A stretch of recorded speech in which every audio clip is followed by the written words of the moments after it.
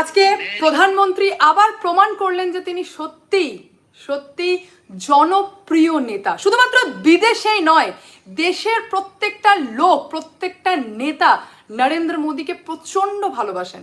নীতিশ কুমার তো এরকম পর্যন্ত বলছেন যে আরে ভাই দেরি কেন করছেন, আজকের দিনই শপথ নিন না, আমরা রাজি আছি। ঠিক সেরকম বিষয়টা হলো যে ধরুন একটা সময় ছিল যে আমি বিরাট একটা পজিশনে ছিলাম, বিরাট ভালো পজিশনে ছিলাম, তখন আমার সামনে নীতিশ কুমার টাইপের কেউ একজন নেতা এলো আর তার অবস্থা খুব খারাপ, তাকে অসুস্থ বলে তো পুরোপুরি পাগল ডিক্লেয়ার করে দেওয়া হয়েছিল, সেইখানে আমি পাশে দাঁড়িয়েছিলাম। আর আজকে সেই প্রধানমন্ত্রীর যখন দরকার তখন সেই নীতিশ কুমার ছটফট করছেন, বলছেন আরে ভাই ছাড়ুন না, আপনি কি মন্ত্রিত্ব নিয়ে পড়ে আছেন, আপনারও টার্গেট দেশকে ওপরে নিয়ে যাওয়া, দেশের উন্নতি, আমাদেরও টার্গেট দেশের উন্নতি, আপনি নিন শপথ।